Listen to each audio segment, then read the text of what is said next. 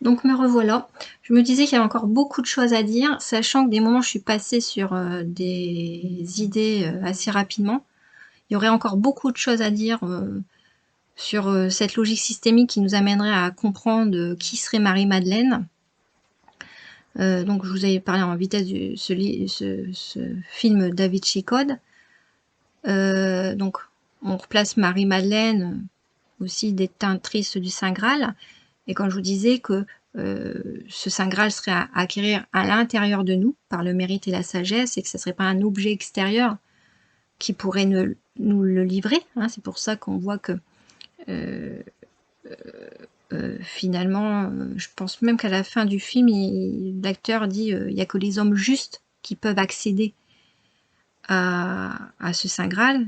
Et c'est là où le calice, là, on voit que l'objet est détruit, l'objet avec le message, sachant que le message de toute façon il avait récupéré, mais c'était intéressant de voir que Marie-Madeleine était replacée vraiment dans cette position détentrice du savoir. Après on voit que le faux s'y verse là-dedans, puisque je vous dis que à un moment donné on le retrouverait alors que il est dit que Marie-Madeleine, hein, et ça c'est logique aussi, qu'elle aurait fini sa vie dans une grotte, dans un recueil assez important et puis assez âgé, je pense, je crois, au sud de la France, je pense, et que là, la logique qui nous amènerait à penser que elle serait enterrée, soit parce qu'au départ c'était savoir si elle était enterrée soit dans une église, et là on fait entendre qu'elle serait enterrée au Louvre, sous de la pyramide. Il y a quand même des symboliques assez parlant d'ailleurs dans ce film on retrouve plein de symboliques sataniques, plein de codes sectaires, on confond, hein, ça souvent aussi on confond les codes, on voit il y a des codes francs-maçons où on associe la royauté avec le divin, alors que bien sûr tous les rois, tous les dieux seraient vraiment dans une logique à assimiler avec des personnages imbus de leur personne, qui d'ailleurs on le voit, hein, qui plus il serait dans des logiques égocentrées, plus deviendrait mégalomane et très narcissique, à se prendre pour Dieu, hein. Ça on le voit, et ça c'est encore très très intéressant de confondre, et ça on le voit dans les codes sectaires, confondre Dieu avec les rois, même dans les codes de notre quotidien, hein, vous ouvrez les livres d'histoire, hein, et c'est un peu tout ça. Et il y a ça, et il y a aussi ce fonctionnement vraiment où on a ces codes qui sont tout le temps faussés, tout le temps, mais si on revient dans une logique systémique, on les retrouve, ces codes qui nous paraissent plus équilibrés, et on voit que non, les rois, les dieux ne seraient pas dieux. Mieux encore, l'humanisme qui mettrait, c'est là aussi l'humanisme, on voit que c'est vraiment des codes francs-maçons où il y a vraiment autour de ça l'homme qui voudrait être plus grand que le divin, alors que l'homme a sa place, hein, bien sûr, dans le 50-50, et que au moment justement de certains mouvements historiques, comme la Renaissance, bien sûr, hein, on voit ces fonctionnements où l'homme a voulu, de façon assez encore prétentieuse, ne plus dépendre d'un créateur, alors que la logique des systèmes marque que ça serait du 50-50. Le divin, pour s'incarner, aurait eu besoin de ses créations, hein, ses créations les plus justes, hein, bien sûr, pas les créations unifiées, et pas les créations polarisées d'amour inconditionnel. Et en fait, comme je vous l'ai souvent dit, c'est que ces 144 000 hommes et femmes justes auraient dû être les seuls à s'incarner. C'est un petit peu dans les erreurs d'apprentissage du divin. Comme je vous ai dit, il aurait donné les énergies unifiées aux Lilithiens avant de créer Adam et Ève. Il aurait donné à Satan une place importante, notamment cette place, pas que de cœur, mais aussi de savoir, puisque au travers de savoir luciférien, Satan aurait débloqué finalement. Il avait le cœur et le savoir. Le cœur avec un savoir dysfonctionnel, puisque c'était pas à lui que revenait le savoir, à Satan, mais c'était aux hommes et aux femmes polarisés, terrestres. Donc un cœur unifié, un cœur avec un savoir déséquilibré ne pouvait qu'amener à un cœur méchant, hein, un cœur luciférien. Et c'est là où on voit, hein, de toute façon, il y a les codes du bien et du mal qui sont complètement toujours vus en miroir inversé dans les logiques sectaires, francs-maçons, tout ce que vous voulez là, humanistes, tout ça. Il y a un moment donné, on se dit tout est là, tout est logique, équilibré. Et on retrouve au travers de toute notre histoire plein de mouvements permettant de mettre en relief comment le fonctionnement unifié s'est construit, pourquoi il y a eu tant d'importance à construire du faux savoir, des fausses théories, des faux dogmes. Tout a été, même, je vous dis, quand moi je me suis intéressée à tellement de mouvements de l'histoire qui permettaient de passer d'une terre plane où nos aïeux étaient vécus avec du bon sens à ce temps-là, à une terre, à un globe terrestre, où là, celui qui avait des questions de bon sens, il se faisait insulter, et que quand on demandait des explications scientifiques, comme je vous le dis souvent, dans un langage hermétique, esthétique, où vous voyez que rien, tout est étayé sur des postulats non fiables, et que finalement, au bout du compte, quand vous reconstruisez votre logique systémique avec vos 100 morceaux de puzzle, le bon sens vous amène toujours à des logiques bien plus simples, bien plus cohérentes, bien plus saines, nous amènent à toujours venir tomber sur nos pattes avec cette histoire de loi électromagnétique, que tout dans l'univers serait système et sous-système, tout système serait polarisé. Voilà. Et que l'énergie, certes, elle est plus ou moins dense. Mais dans le monde de matière, c'est de l'énergie densifiée. Et Mondine, c'est le monde de l'énergie plus éthérée, de l'esprit. Hein, voilà. Et que, bien sûr, le divin serait le seul, bien sûr, à pouvoir séparer ces énergies unifiées dans un monde incarné. Le seul, puisque c'est création, première création lilithienne, dans sa grande humilité, le divin lui aurait donné des énergies unifiées, au corps lilithien, au corps yang, alors qu'il a voulu construire les hommes à son image, mais non. Donc un homme yang avec des énergies unifiées ne pouvait que dégénérer dans une méchanceté. Hein.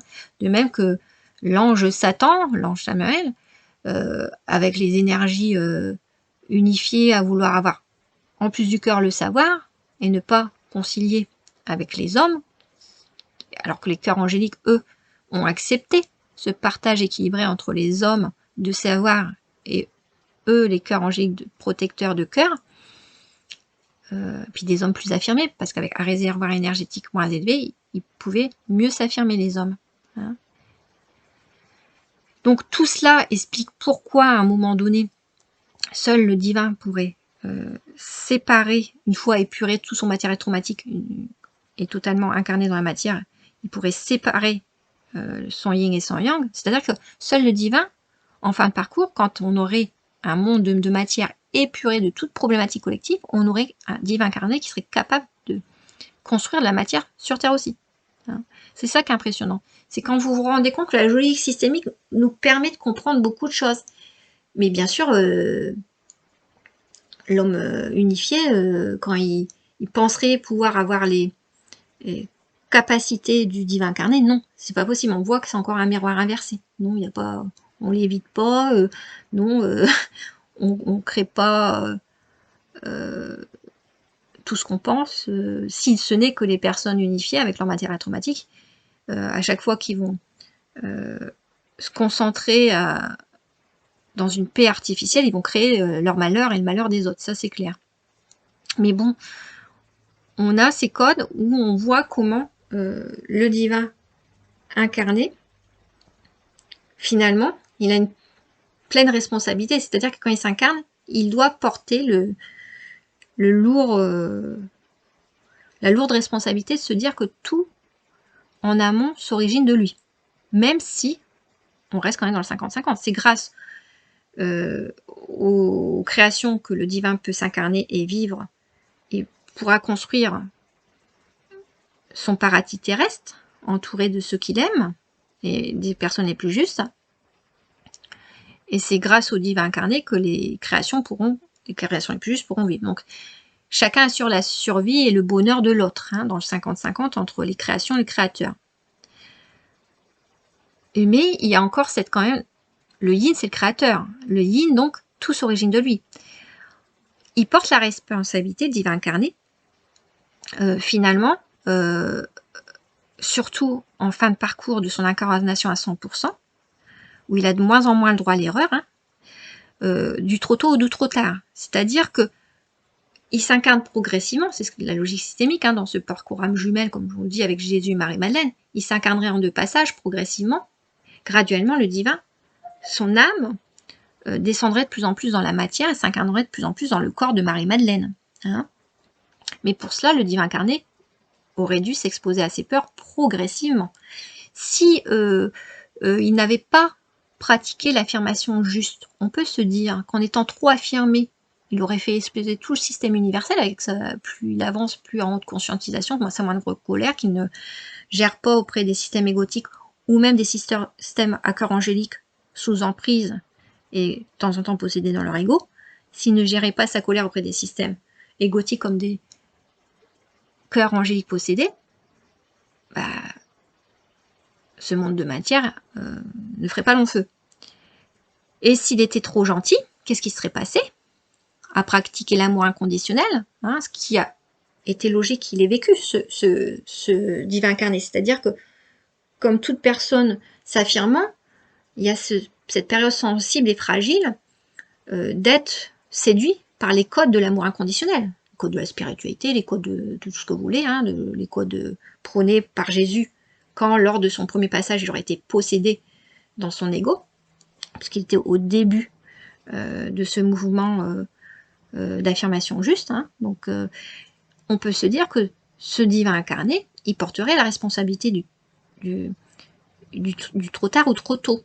Et que plus il avancerait à haute conscientisation, moins ce divin incarné aurait le droit à l'erreur, d'en réagir à temps, ne pas être trop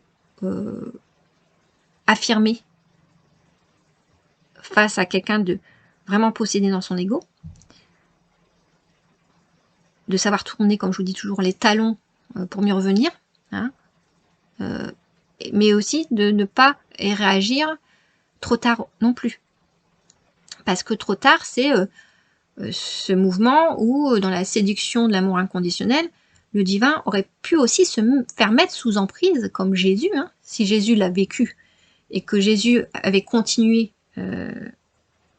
à porter toutes les peines du monde, finalement, hein, et ne pas les redistribuer à la collectivité, bah, le divin incarné, lui aussi, aurait pu être sous emprise, hein, et se faire posséder, à haut réservoir énergétique, se faire posséder par Satan dans son corps. Hein, ça aurait été le règne de Satan. Hein. Voilà. Donc, le divin incarné porterait cette responsabilité, se dire surtout en fin de parcours, plus le droit à l'erreur. Mais comme je vous le disais, même en fin de parcours, bien sûr, si la totalité du chemin peut être prévisible, même si ça nécessite du grand mérite des hommes les plus justes et du divin incarné, c'est jusqu'en fin de parcours, il n'y a plus le droit à l'erreur. Parce que le moindre... Imaginez que là, on est dans ce mouvement, c'est même pas imaginer, mais on est dans ce mouvement d'affirmation, dans cette Jérusalem symbolique au magnétisme. La moindre erreur de Marie-Madeleine et de Jésus dans leurs interactions, qui doivent être souvent silencieuses, hein, logique, puisqu'il ne faut pas les... Quand il y a encore du matériel traumatique et qu'il y a des hautes conscientisations, il ne faut pas les trop vite dans la confrontation à la réalité. La moindre problématique peut amener le duo à dysfonctionner dans leurs égos. Leur ego qui... C'est pas leur ego. En fait, il faut bien comprendre que c'est pas l'ego des grands cœurs, c'est Satan qui les possède, quoi. À haut réservoir énergétique, la moindre de leur fragilité à ce moment-là, à ces deux partenaires, ils se font posséder par l'énergie négative à haute puissance, quoi. Mais c'est pas eux, c'est parce qu'ils ont réagi trop tôt ou trop tard dans les dynamiques relationnelles, dans l'affirmation juste. Un peu trop de lâcher prise de Marie-Madeleine par rapport au dysfonctionnement de Jésus possédé dans son ego, bah, l'énergie satanique va posséder aussi Marie-Madeleine. Et on a deux égos qui ne sont pas les égos. J'insiste bien parce qu'au réservoir énergétique, c'est pas le libre arbitre du haut, hein. C'est le libre arbitre, il est ténu parce que le libre arbitre, c'est à chaque fois savoir partir au bon moment quand il y a une tension entre eux deux pour mieux revenir après. C'est pour ça que le duo, logiquement, c'est logique que tant qu'il y a encore du matériel traumatique collectif et qu'ils sont encore en conscientisation, ils doivent se séparer souvent. Parce que dès qu'il y a un dysfonctionnement, une fragilité qui se réveille en eux, à haut réservoir énergétique, ça amène vraiment une puissance égotique importante dans le couple. Hein. Donc dans les duos de cœur angélique. Hein. Je parle du plus haut réservoir énergétique, mais dans tous les duos de cœur angélique. Et là, on ne peut pas dire qu'ils ont vraiment le libre arbitre. Hein. C'est dans des systèmes à moins haut réservoir énergétique, comme je vous l'ai dit, chez les hommes terrestres, ils ont plus de libre arbitre. Ils doivent faire plus d'erreurs, du trop tôt ou du trop tard, dans ce qu'ils manifestent, pour qu'il y ait des conséquences graves. Hein. Donc là, ils sont plus responsables. Mais les systèmes les plus haute conscientisation ont des grandes responsabilités parce que la moindre de leurs erreurs va créer des conséquences importantes. Et c'est pour ça que les grands cœurs angéliques doivent comprendre, ou les personnes les plus justes doivent comprendre que ils ont beaucoup de responsabilités, sans se mettre de pression bien sûr. Ils ont la responsabilité de partir au bon moment dans les tensions. Parce que bien sûr, ils peuvent faire perdurer un certain temps tous ces allers-retours pour libérer le matériel traumatique. Hein. Bien sûr, pas question de se mettre la pression en se disant oui, il faut régler ça tout de suite. Au contraire, hein, il ne faut pas alimenter le matériel traumatique. Donc s'ils gèrent bien le temps, on est dans un monde yang, un monde où la sagesse s'exprime dans bien réguler le temps, ce qui invoque la meilleure sagesse, la plus belle sagesse, un solide mental et un solide cœur pour le faire. Et donc dans ces allers-retours, ils vont être amenés à réguler, à s'exposer à leur peur et réguler le matériel traumatique jusqu'à la fin. Mais ce qui est normal, c'est qu'en fin de parcours, ils soient obligés de beaucoup se séparer parce qu'il y a encore du matériel traumatique collectif et à haute conscientisation, il ne peut pas se libérer tout seul comme ça en vitesse et que ça crée du bruit signifiant face à des ouvertures de conscience élevées, ça crée du bruit signifiant de devoir libérer tout ça. Imaginez que vous avez un duo, Marie-Madeleine et Jésus, qui sont conscients de tout ce qui joue à l'heure actuelle, mais tant qu'il y a encore du matériel traumatique collectif, on en a hein, des égos, hein, bien de plus en plus réveillés en plus, hein, tant qu'il y a du matériel traumatique collectif signifiant, ils sont possédés par les énergies négatives de temps en temps. Et ils sont amenés, pour pas se faire posséder, à savoir s'arrêter dans les tensions créées entre eux, de par ce qu'ils ne peuvent pas résoudre en 2 secondes, même s'ils ont conscience des vraies vérités de ce monde. Et là, je parle de Marie-Madeleine Jésus, mais je vous parle de toutes les personnes à haute conscientisation. Hein. Mais je parle de ce symbole, hein, mais c'est des personnes à haute conscientisation. Ils ont conscience de tout ce qui se passe à l'heure actuelle, mais il y a encore du matériel traumatique collectif, il y a encore beaucoup de personnes dans le faux égocentré. À partir du moment où ils vont trop confronter la vérité, alors que la collectivité extérieure est encore dans le faux, ils vont se faire posséder tout de suite dans leur ego. C'est ça qu'il faut comprendre, c'est que les silences chez ces personnes-là ne sont pas anodins. Et bon, la difficulté, autant les cœurs angéliques, ils peuvent se relier et se parler en intuition, dans le silence, dans la télépathie, si vous voulez. Mais imaginez Marie-Madeleine et Jésus. Marie-Madeleine, elle, même si elle a le plus haut réservoir énergétique yin, hein, vous pourriez dire, oui, elle fait beaucoup, si elle est grand yin, elle a accès à la télépathie. Eh ben non. Puisque tant qu'elle a autant de yang que de yin, elle a un mental qui réunit l'expérience des 144 000 hommes, les femmes les plus justes. Donc tant que le mental, il a encore du matériel traumatique à épurer, qu'est-ce qui se passe? Et ben il fonctionne toujours. Donc le plus petit matériel traumatique à élaborer à haut réservoir énergétique, avec un yin élevé, à haute conscientisation, le divin incarné porterait le matériel traumatique collectif non épuré encore. Donc, ce réservoir énergétique fait que tout ce qui va être posé, même s'il y a une bonne conscientisation dans le couple, va avoir une résurgence où, non pas le divin incarné qui a haute puissance énergétique, donc va rester ancré, mais la moitié, Jésus, va être possédé dans son ego. Ce qui est logique, c'est qu'il y a un transfert de matériel traumatique, puisque on ne sait pas pour rien qu'on l'appelle l'agneau Jésus. L'agneau, c'est celui qui porte, qui est sacrifié, qui porte le matériel traumatique collectif non encore épuré. Et même si le duo a une haute conscientisation de ce qui se passe, tant qu'il reste du matériel traumatique collectif à élaborer, et je dirais même pas, comment vous expliquer, parce que c'est même pas du matériel traumatique collectif à élaborer. S'ils sont à haute conscientisation, le duo, c'est que les élaborations sont faites, c'est que ils portent le matériel traumatique de ce qui a fait trace dans ce monde de matière. C'est-à-dire que quand le corps angélique comme Jésus, donc l'archange Michel, le corps angélique Jésus a été face à ces systèmes manipulateurs et qu'il a vécu les manipulations les plus malsaines, il porte encore la trace de ces traumatismes, surtout quand il s'est réveillé aux manipulations qu'on lui avait faites. Donc il est encore sensible, et que les cœurs manipulateurs, les cœurs sataniques qui ont été au contact de Jésus ont récupéré pendant des années son énergie, sa belle énergie. Qu'est-ce qu'ils en ont fait de sa belle énergie de partage? Ils ont mis dans les buts les plus dysfonctionnels. Ils ont récupéré cette énergie pour les mettre dans les codes les plus égotiques, les plus donc dans les projets dans les projets les plus égotiques.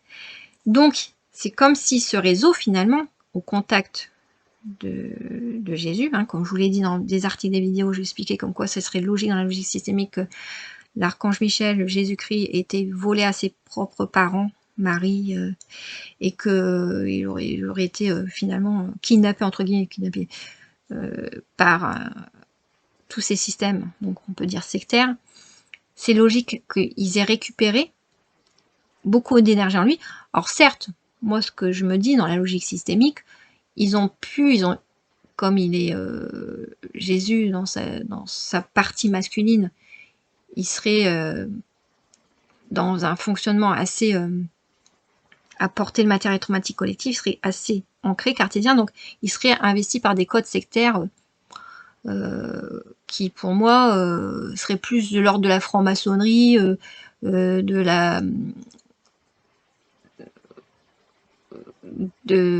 qui serait plus dans des fonctionnements assez objectivés, mais avec des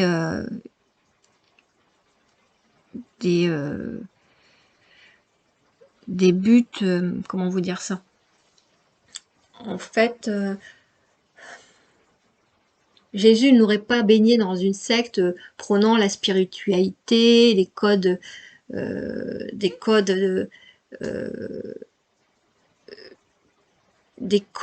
assez visibles, et ça c'était la première partie de sa venue, où on prônait dans la religion l'amour inconditionnel. Il aurait baigné dans le pôle opposé dont je vous ai souvent parlé, du fonctionnement du mal sectaire. Il y a le fonctionnement sectaire vraiment avec toutes ces codes religieux empreints du divin, mais vous avez des codes sectaires plus humanistes, où on met l'homme au centre de tout, le grand architecte du monde, et qui se repose aussi sur des codes assez scientifiques, des codes où l'homme voudrait prendre le pouvoir, finalement, en se prétendant avoir accès au savoir, à la connaissance, en étant ce grand architecte de l'univers, justement. Et cela me faisait penser à vraiment ce pôle où Jésus, lui, il aurait été vraiment enrôlé dans dans un monde qui l'aurait valorisé en lui mettant en avant ses capacités, son endurance de cœur énorme. Et ça pourrait se poser comme ça. Je me disais, c'est intéressant, c'est en fait, avec son endurance, ses capacités extrasensorielles, perceptives, son endurance de cœur, ça aurait pu être mis au service de codes scientifiques euh, les plus déstructurés, qui permettent justement d'avoir le contrôle sur l'homme. Alors, comment les scientifiques, justement, pourraient faire de ces hommes de grand cœur des cobayes pour, on pourrait dire, être un œil de Moscou, par exemple. Nous y revenons, pour être un œil de Moscou. C'est là où vous pouvez dire, oui, tous ces hommes, on l'a vu aussi, il y a eu, pendant les guerres, au travers de la psychiatrie, les connaissances en psychiatrie, dans les bases militaires, ce qu'on peut aussi découvrir au travers de la manière dont on utilise le plus possible les capacités physiques et les capacités mentales. Je dirais que c'est pas du mental encore, c'est du cœur, c'est de l'endurance, les capacités extrasensorielles, les capacités à contrôler, avoir une maîtrise émotionnelle. Comment les scientifiques, ça ne vous le direz pas bien sûr, mais essaieraient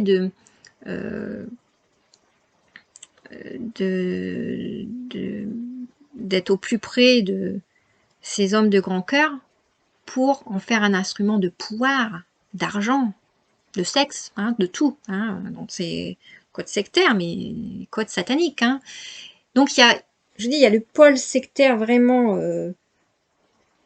où il y a une croyance en un divin, mais plus dans des codes un peu, on dirait le pôle maternel, un peu le pôle bisounours du fonctionnement du mal, pôle maternel, même si c'est pas bisounours, le pôle maternel du mal et le pôle paternel, le registre humaniste, franc-maçon, tout ce que vous voulez, où on met l'homme au centre de tout, avec une science au service des égos les plus démesurés, où l'homme le plus endurant dans son cœur et le plus qui pourrait être qui aurait des capacités à gérer son cœur de manière assez étonnante, mais pourrait aider à contrôler à contrôler les hommes. Parce qu'on parle vraiment de contrôler l'esprit. Quand je vous ai souvent dit ces anges noirs incarnés implantés par télépathie, c'est l'esprit yin qui arriverait dans des moins hauts réservoirs énergétiques. Les hommes terrestres, en fait, les intuitions, les façons de raisonner des hommes égocentrés ne proviendraient pas d'une reliance, d'une connexion à un esprit satanique ou à un esprit divin, parce que Satan ou le divin serait incarné. À l'heure actuelle, je vous ai dit, dans cette histoire d'équilibrage, de plus en plus 50-50, on arriverait à ce parfait équilibrage à l'heure actuelle. Et bien, ce serait dans un monde de matière polarisée, 50-50, où on a autant d'énergie d'attraction que de répulsion. Voilà, et ça, c'est dans ce monde polarisé, parfaitement densifié 50-50, que serait ce paradis terrestre. Donc c'est bien là, dans ce 50-50, que le divin sera incarné. Donc pas de prière collective, et interrogez-vous sur les prières collectives aussi, ce que ça veut dire avec cette histoire de mobiliser de l'amour inconditionnel artificiel. Qu'est-ce que vous attirez? Qu'est-ce que vous attirez quand je vous dis, vous créez une paix intérieure, un amour intérieur artificiel, vous allez vous attirer tout le matériel traumatique de votre vie à élaborer en 2 secondes. Et dans un groupe collectif, qu'est-ce que vous attirez quand vous avez un matériel traumatique collectif qui vous arrive en pleine face? Vous attirez, voilà. C'est important de comprendre qu'il y a une logique systémique. Et ça, c'est la science de bon sens, de la science du cœur. C'est pas la science au service du mal, la science où où ces cœurs purs, on les aurait récupérés hein, dans des codes sectaires, francs-maçons ou autres, hein, pour dire, pour en faire des agents de Moscou, sachant faire de la télépathie auprès des hommes terrestres, par exemple. Hein. Moi, je ne fais que la logique systémique. Hein. Et c'est ce que j'observe. Ce que j'observe, c'est cette manière dont les personnes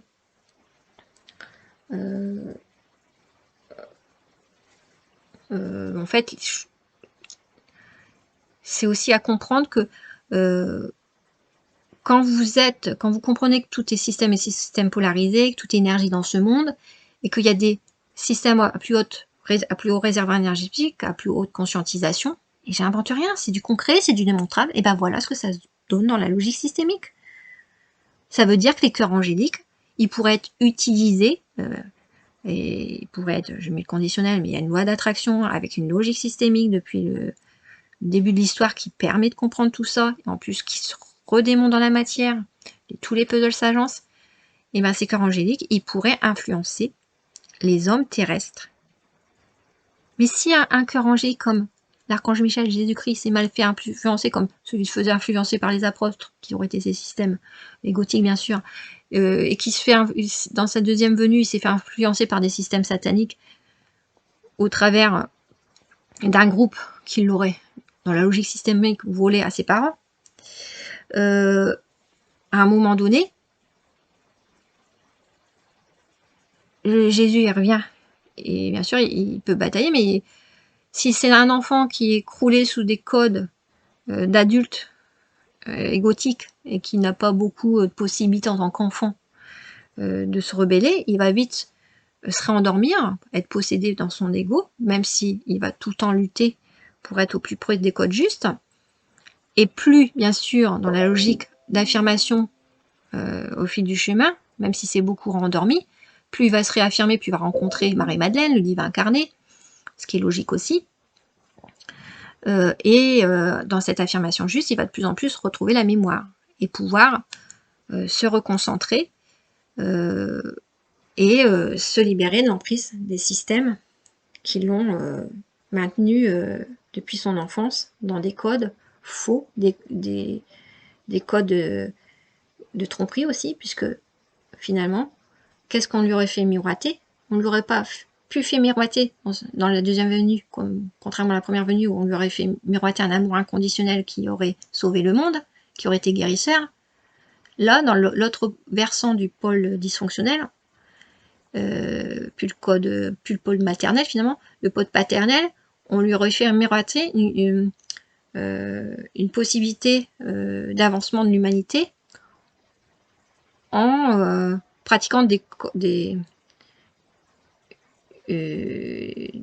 logiques plus scientifiques, plus objectivées, en lui faisant entendre que dans son endurance de cœur, hein, pratiquant les voyages astraux, en pratiquant la capacité à mettre sous influence un esprit humain à moins haut réservoir énergétique que lui, sachant que lui pensait avant tout humain aussi, hein, on lui a jamais raconté qu'il était Jésus incarné. D'ailleurs, je pense que les systèmes qui l'auraient abusé au départ, les systèmes adoptifs, n'avaient même pas connaissance que c'était Jésus incarné. Hein. Ce qu'ils voyaient, c'est qu'il récupère un enfant qui avait des hautes capacités de conscientisation, des hautes capacités d'endurance de cœur, un cœur solide, un mental, des maîtrises émotionnelles énormes.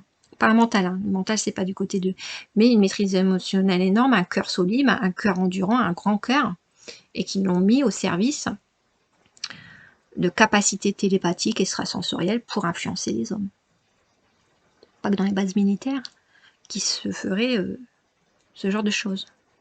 Et dans oui, bien sûr ça c'est pas visible aux yeux d'une collectivité. Mais je vous raconte ce qu'est la logique systémique. Voilà. Il y a tellement de choses à dire. Donc, il fallait aussi rappeler que dans tout système, on voit que les personnes narcissiques, comme je vous l'ai dit, mais c'est très important à comprendre, je l'ai dit plusieurs fois, mais c'est très très important à comprendre, puisque tout système fonctionnerait de la même manière, les personnes narcissiques, elles elles sont en souffrance quand l'autre ne répond plus aux besoins narcissiques. Donc, qu'est-ce qu'elles vont dénier? Elles vont dénier lorsque l'autre n'est plus là pour les satisfaire. Elles vont dénier qu'elles perdent, vous voyez? Elles vont dénier que l'autre n'est plus là pour les faire avancer. L'autre polarisé, hein, l'autre de partage n'est plus là pour les faire avancer. Elles vont dénier qu'elles n'ont plus la première place.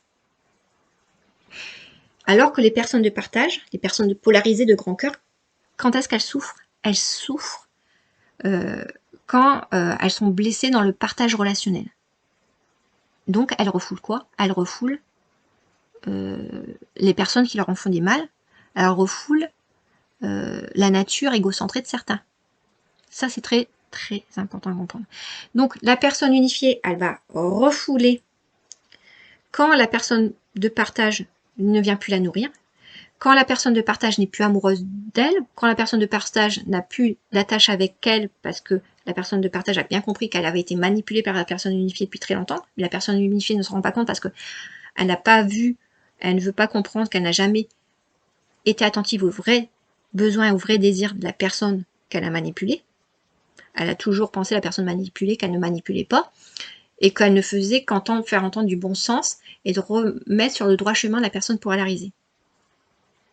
Donc, la personne narcissique, elle va refouler quand elle est fragilisée dans son narcissisme, quand ses projets ne se mettent plus en place comme elle le voulait. La personne narcissique va refouler tout ce qui ne met plus en miroir que c'est une personne bien. Donc, la personne narcissique va refouler quand la personne de partage se réveille et essaie de se libérer de son emprise. La personne narcissique refoule quand elle perd. Globalement, c'est ça. La personne de cœur polarisée, elle va refouler quand elle est blessée dans la relation. Elle va refouler, donc, la nature égocentrée de certaines personnes avant de se réveiller à la réalité. Et avant de comprendre que, finalement, que l'autre est mauvais, l'autre personne égocentrée est mauvais. La personne de partage, elle, si elle est blessée, elle va toujours avoir envie de penser que l'autre fonctionne comme elle et qui va revenir à la raison, qui va s'excuser, qui va comprendre les agressions qu'il a faites à la personne de cœur, de partage. Vous voyez, ça c'est important à comprendre. Parce qu'une fois que vous avez compris ça, vous comprenez ce qu'il est en train de se jouer à l'heure actuelle. Les personnes de cœur polarisées se réveillent, découvrent de plus en plus la nature égocentrée et savent discerner entre les gens justes et les gens déséquilibrés. Et plus les personnes justes se réveillent, plus les personnes égocentrées s'endorment, parce que là, elles sont croulées sur leur matériel traumatique.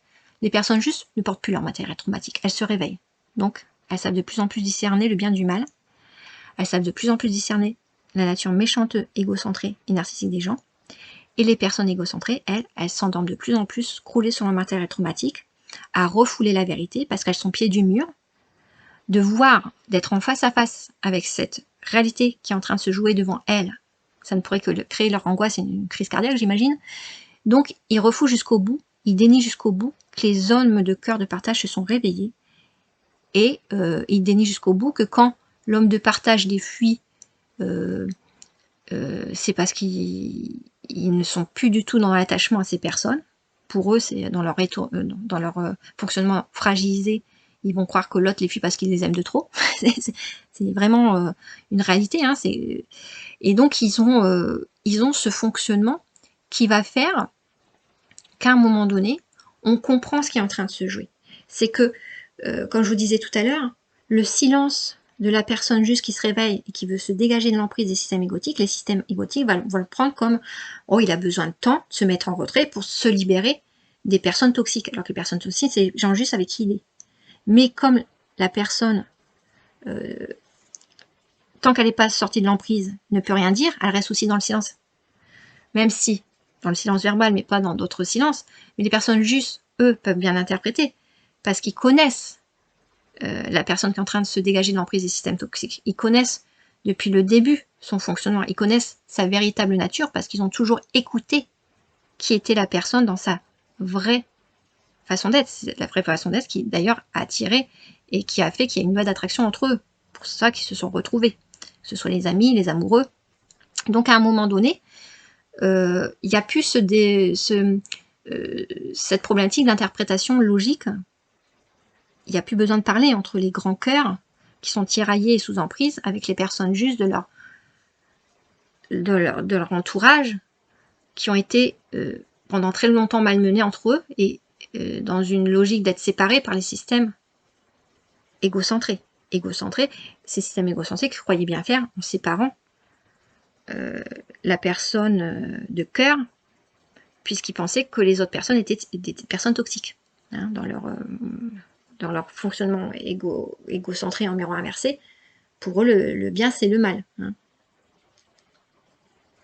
Donc, à un moment donné, on voit que on serait dans ce mouvement où il y a vraiment ces deux groupes qui se séparent dans un fossé, et au milieu, on a les cœurs angéliques et les hommes d'affirmation juste qui s'affirment de mieux en mieux, mais qui aussi sont amenés à pratiquer des codes de maîtrise émotionnelle et de rester finalement dans une ambiguïté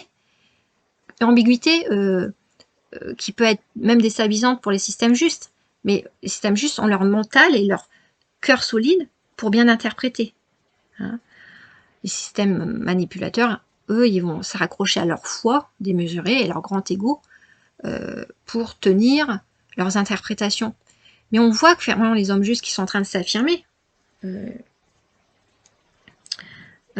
finalement, ils sont dans cette position jusqu'au bout de défendre avec maîtrise et courage leurs véritables valeurs, de s'exposer à leur peur courageusement, beaucoup dans le silence, beaucoup dans la circonspection, puisqu'amener trop de vérité, s'y confronter trop, avoir des vrais échanges les plus justes, serait accélérer le pas, hein, et tout n'est pas encore réglé. Tous ces systèmes égotiques sont encore là, même si beaucoup de plus en plus sont obligés de s'éteindre. Mais s'éteindre, encore une fois, je m'entends, hein, la continuité entre les systèmes du monde des vivants et du monde des morts reste là, et un petit peu comme on voit des personnes qui s'éteignent brutalement, elles n'ont même pas conscience qu'elles sont mortes et qu'elles sont dans des mondes densifiés. Hein. Et à un moment donné, ce phénomène aussi qui se joue chez les personnes très traumatisées, n'ayant jamais élaboré leur problématique, c'est qu'ils sont illusionnés, hallucinés.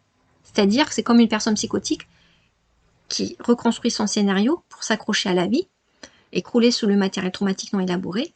Il y a des hallucinations, il y a des illusions. Et bien sûr, l'énergie du bien habite de plus en plus ces systèmes manipulateurs qui perdent de plus en plus leur âme, qui s'endorment de plus en plus dans les mondes densifiés, qui ne s'endorment pas d'ailleurs, qui doivent là se confronter dans les mondes densifiés à leur véritable responsabilité qu'ils n'ont jamais assumée. Donc ils sont de plus en plus endifiés, ces personnes égotiques.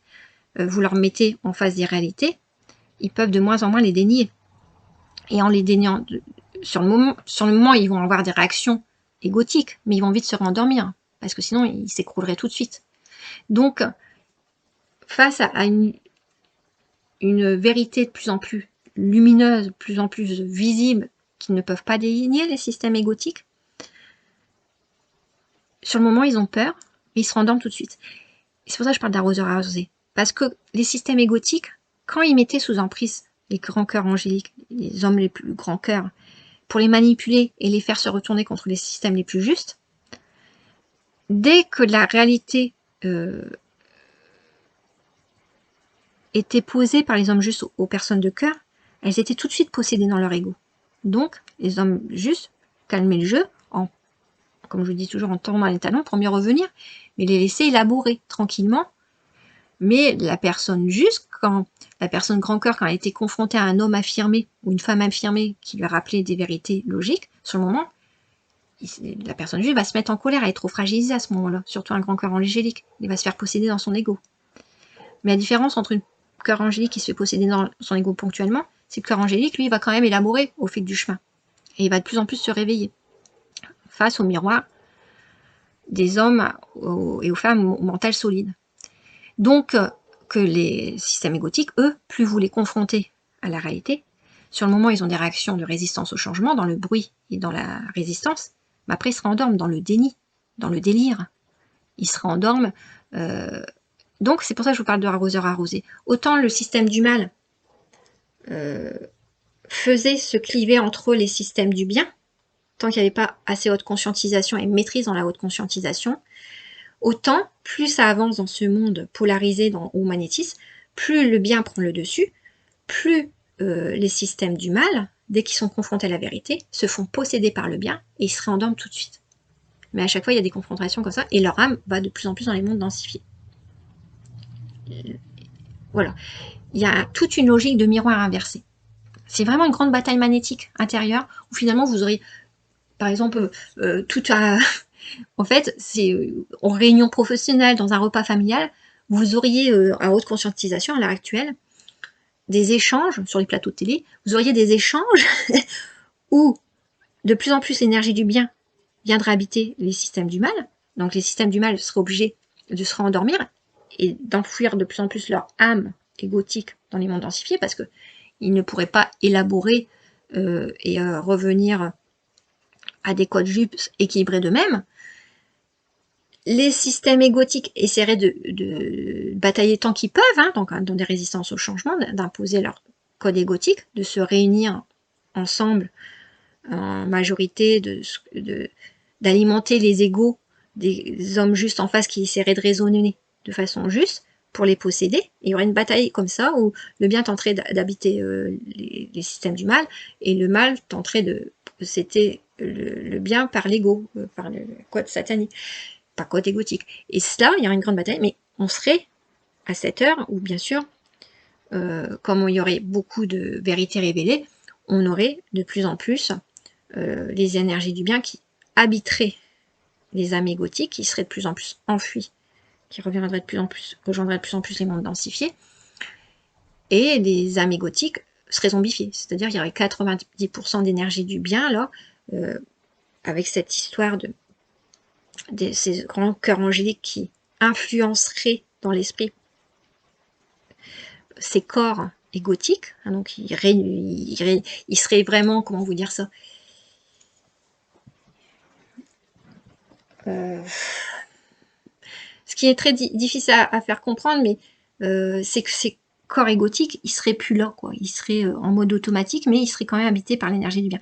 Une fois que il y aurait plus du tout d'âme égotique dans le corps de la personne,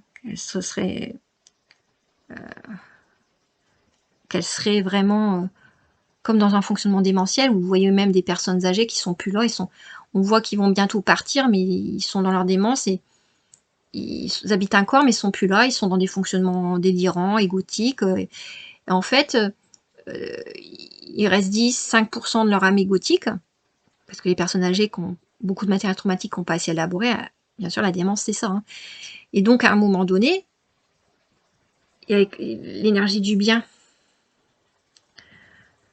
insuffle le souffle à ce corps qui est en action, sous mode automatique, mais régenté par une énergie du bien, une bonne énergie, donc avec des codes adaptés. Mais c'est un corps qui est habité par une énergie d'un cœur angélique. Mais c'est pas la personne, elle n'est plus là, elle est habitée par l'énergie d'un cœur angélique. Et bien là, on peut dire que la personne, elle serait, quand l'énergie du bien aurait incarné à 100% le corps zombifié, le corps égotique passerait dans un autre système.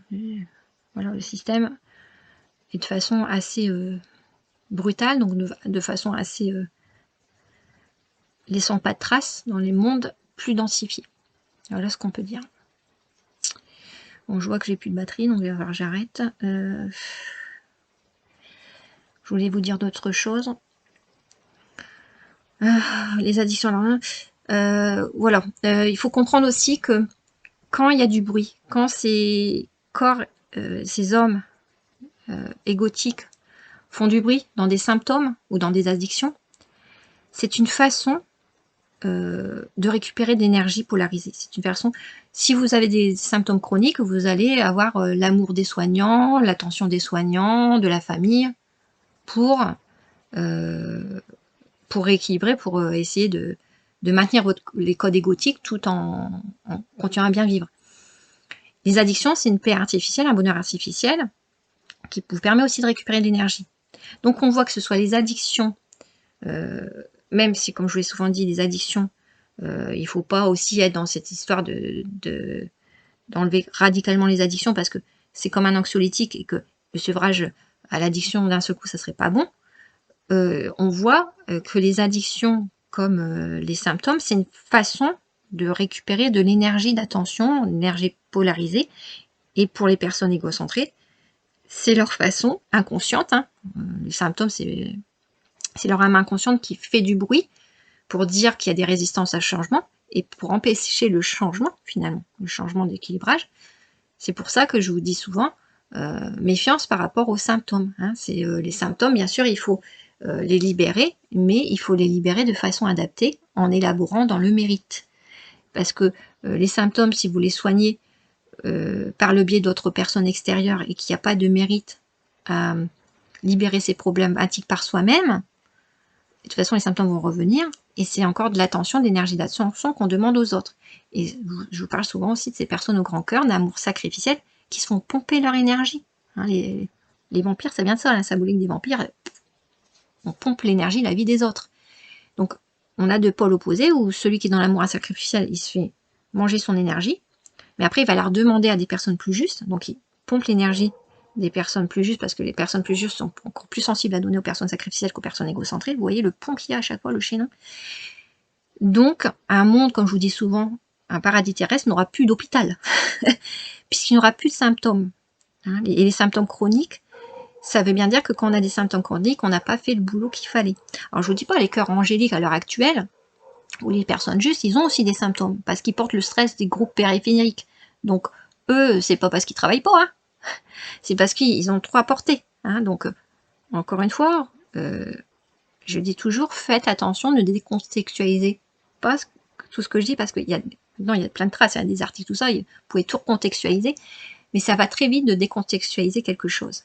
C'est pour ça qu'il faut toujours reprendre tout, parce que ce que je remarque, c'est que, encore une fois, hein, tout ce que je raconte, je peux le démontrer, mais je ne peux pas faire ce travail de rassembler 1000 morceaux de puzzle, d'articles de vidéos, de tout ce que j'ai fait, pour vous dire là, quand vous le réinterprétez, vous l'interprétez mal, je peux vous le prouver, parce que j'ai fait 1000 articles qui prouvent que ce que je voulais voulu dire, ça veut dire ça. Parce que j'ai tout donné les informations, et que si vous ragencez les morceaux de puzzle, ça veut dire ça. Et ce travail méritant, je ne peux pas le faire à la place de ceux qui doivent le faire. Moi, je transmets. Mais je peux mettre en relief, comme quoi, bien sûr, l'interprétation, on peut faire n'importe, on peut tout déformer facilement. Hein. C'est un travail méritant d'implication, avec un cœur, un mental solide, que d'aller réunir tous ces morceaux de puzzle. Finalement, ce Saint Graal en nous, intérieurement, ce mérite que l'on a à reconstruire le grand puzzle, et dire, voilà, tout ça, c'est encore du sens, et il faut aller toujours creuser, mais tout a du sens. Hein. Voilà, pour vous dire, dans un monde, un paradis terrestre, il n'y aurait plus de symptômes. Voilà. Et des addictions encore moins. Certes, vous auriez le droit à un bon verre de vin pour vous détendre, mais dans la nuance, mais ça n'existerait plus de façon anxiolytique, quoi. Voilà. Et donc, ce que je voulais vous dire aussi, c'est que finalement, la responsabilité du divin, ça serait d'assumer ça. C'est que s'il fait une erreur, le divin, ni trop tôt ni trop tard, de trop tôt ou trop tard dans ce qu'il fait, c'est un effet ricochet sur les cœurs angéliques et après les hommes et femmes terrestres. Puisqu'il a un plus haut réservoir énergétique que les cœurs angéliques et les hommes et femmes terrestres, le divin incarné. Bon, ça n'empêche pas que c'est du 50-50, parce que même s'ils ont un moins haut réservoir énergétique, les cœurs angéliques et les hommes terrestres justes, ils peuvent influencer pour aider le divin à voir des choses qu'il n'a pas vues. Parce que sa partie au divin, c'est sûr qu'il a une meilleure intuition, plus objectivée dans sa partie, parce qu'il est yin et yang, Et cette interface intuitive lui permet de moins déformer par un ETH solide par son mental.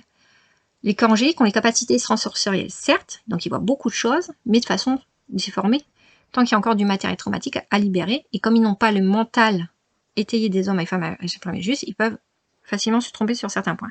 Par contre, comme ils ont plus connaissance de l'histoire des cœurs sataniques, puisqu'ils ont été à leur contact, et ils se sont fait duper, ces cœurs angéliques, par les cœurs égotiques, à autant au magnétisme qu'eux.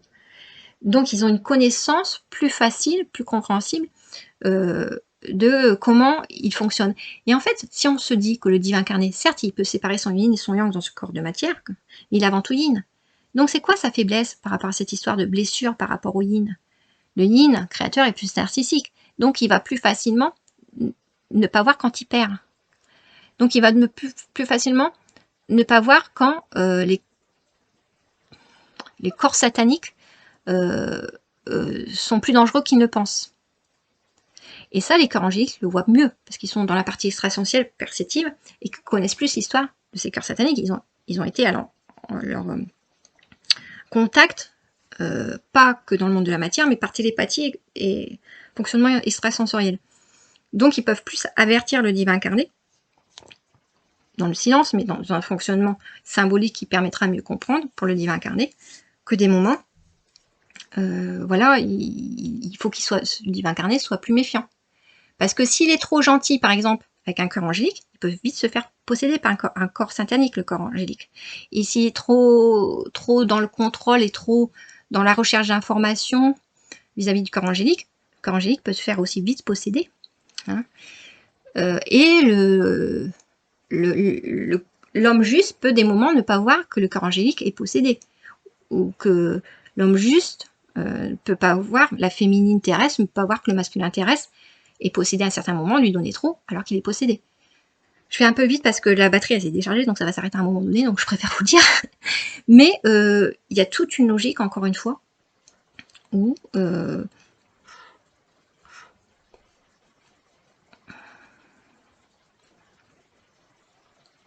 le divin incarné a des atouts que les créations n'ont pas, mais les créations ont des atouts que le divin incarné n'a pas.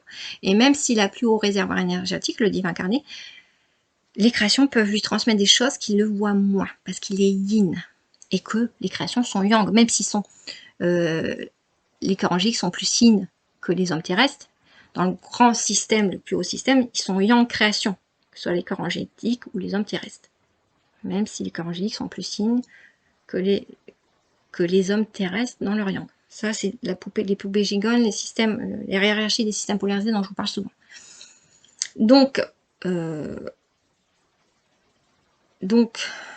divin incarné peut voir des choses, peut être plus, de par sa haute résonance magnétique, peut influencer plus les hommes et les femmes de ce monde terrestre.